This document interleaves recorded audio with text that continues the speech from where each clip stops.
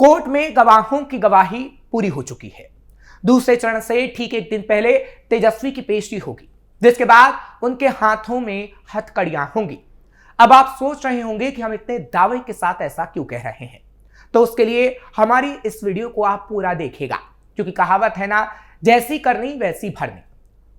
और जैसा तेजस्वी लालू ने किया है उसका भुगतान तो उन्हें भुगतना ही पड़ेगा, क्योंकि IRCTC मामले में उनका ऐसा कच्चा चिट्ठा खुला और गवाहों ने ऐसी गवाही दी कि तेजस्वी जेल की हवा खा सकते हैं। नमस्कार, कैपिटल टीवी देख रहे हैं आप, मैं हूं आपके साथ हर्ष भारद्वाज। दिल्ली के राउज एवेन्यू कोर्ट में IRCTC घोटाले मामले की सुनवाई हो रही है।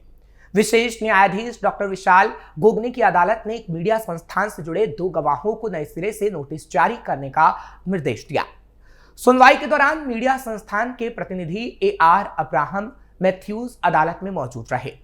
CBI की ओर से अदालत को बताया गया कि गवाह रेणु कुमार फिलहाल बेंगलुरु कार्यालय में तैनात हैं, जबकि दूसरे गवाह कुमार लक्ष्मीकांत अब मीडिया संस्थान में कार्यरत नहीं है। अदालत ने मीडिया संस्थान को निर्देश दिया कि दोनों गवाहों के नए पते और कार्यस्थल की जानकारी CBI को उपलब्ध कराई जाए, ताकि उन्हें समन भेजा जा सके, क्योंकि सूत्रों के हवाले से खबर है कि सारे गवाहों की गवाही हो चुकी है। बस अब इन 2 गवाहों की गवाही बाकी है, और अगर इन्होंने तेजस्वी के खिलाफ गवाही दी तो तेजस्वी को जेल जाना पड़ सकता है। दरअसल पिछले दिनों दिल्ली के राउज एवेन्यू कोर्ट ने राजद सुप्रीमो लालू प्रसाद यादव और अन्य के खिलाफ IRCTC केस में आरोप तय करने की अनुमति दे दी। अब 10 नवंबर को तेजस्वी और उनके परिवार के खिलाफ बड़ा फैसला आ सकता है। लालू परिवार पर IRCTC के होटल बेचने और बदले में जमीन हासिल करने के आरोप है। कोर्ट ने सुनवाई के दौरान कहा कि मामले की जांच कर रही CBI ने आपके खिलाफ भ्रष्टाचार के आरोप लगाए हैं। कोर्ट ने CBI को कोड करते हुए कहा कि लालू की जानकारी में साजिश रची गई है। हालांकि आरोपी ने खुद को निर्दोष बताया। कोर्ट ने लालू यादव से पूछा कि क्या आप अपना अपराध मानते हैं, तो लालू यादव समेत राबड़ी और तेजस्वी ने अपना अपराध मानने से इनकार कर दिया था। उन्होंने कहा था कि वो मुकदमे का सामना करेंगे। जिन धाराओं के तहत आरोप तय किए गए हैं उनमें शामिल है IPC 420, IPC 120B, prevention of corruption act की धारा 13(2) और 13(1)D। आदेश में कहा गया है कि लालू की जानकारी में साजिश रची गई। कोर्ट ने कहा कि राबड़ी और तेजस्वी को कम कीमत पर जमीनें मिली। लालू परिवार को लगेगा बड़ा झटका। बिहार में विधानसभा चुनाव के बीच अगर कोर्ट का फैसला लालू यादव और उनके परिवार के खिलाफ आता है तो लालू परिवार जेल जा सकता है। IRCTC घोटाले में लालू परिवार पर क्या आरोप हैं? रेल मंत्रालय का Indian railway catering and tourism corporation यानी IRCTC रेलवे टिकट, कैटरिंग और टूरिज्म सर्विस मुहैया कराता है। इसके पास अपने होटल, डोरमेट्री, रेस्टोरेंट वगैरह भी होते हैं, जिन्हें चलाने के लिए रेलवे मंत्रालय की ओर से टेंडर जारी किया जाता है। 2004 से 2009 तक केंद्र में UPA सरकार थी। RJD सुप्रीमो लालू यादव केंद्रीय रेल मंत्री थे। उनके कार्यकाल में ही होटल सौदे में धांधली हुई, जिसे IRCTC स्कैम नाम दिया गया। 7 जुलाई 2017 को CBI ने इसमें केस दर्ज किया।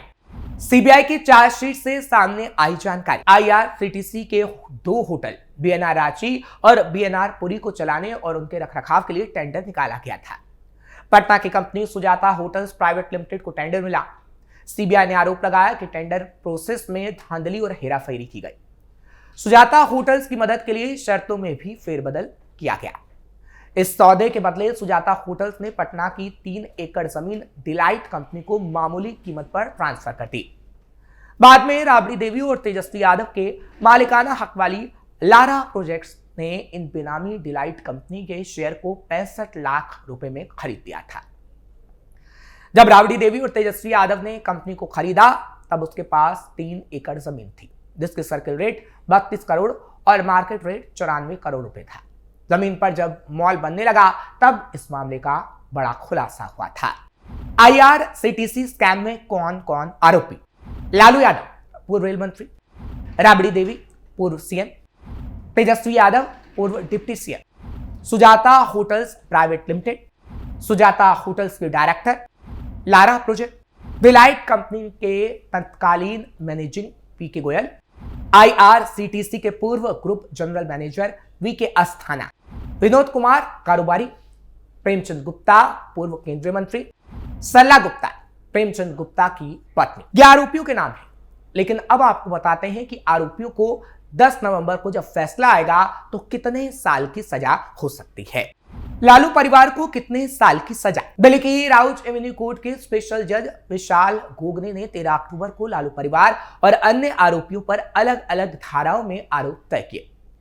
कोर्ट ने कहा, लालू यादव की जानकारी में IRCTC टेंडर घोटाले की पूरी साजिश रची गई।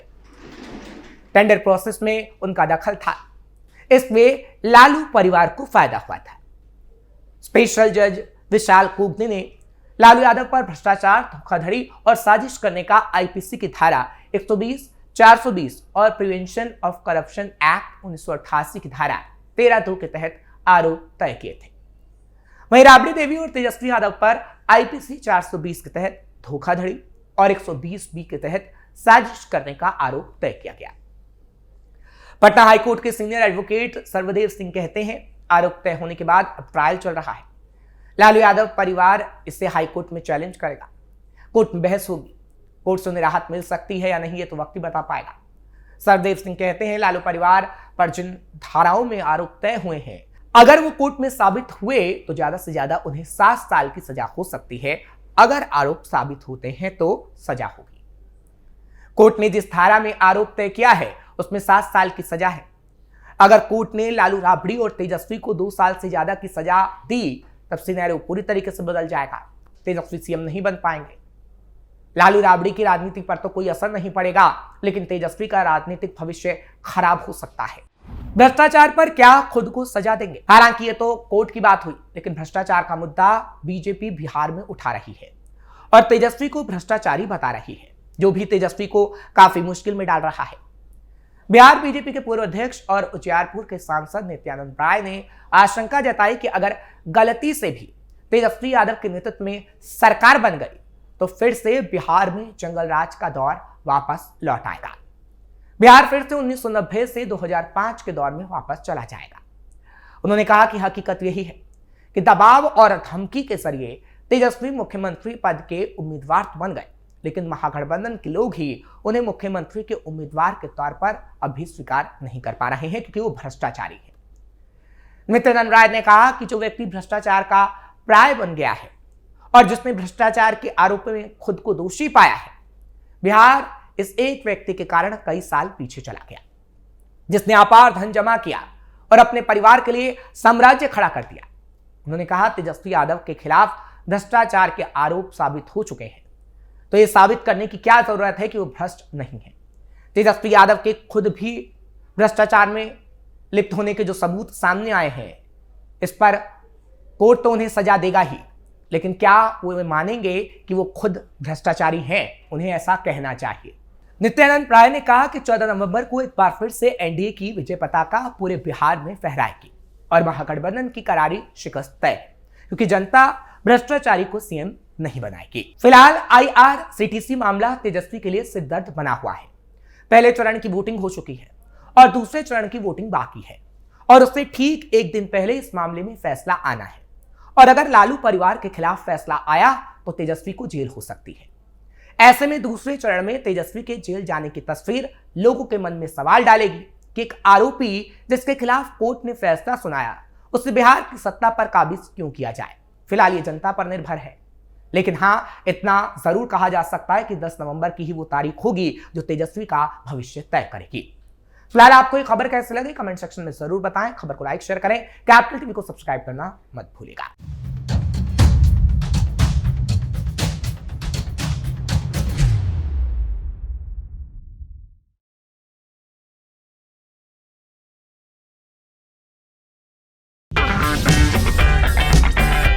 अगर आपको हमारा वीडियो पसंद आया हो तो इसे लाइक करें, हमारे चैनल को सब्सक्राइब करें और हाँ, बेल आइकन दबाना ना भूलें ताकि आप तक हमारे वीडियो की नोटिफिकेशन पहुंचती रहे। आप अपना सुझाव हमें कमेंट बॉक्स में दे सकते हैं। हमारे साथ जुड़ने के लिए शुक्रिया।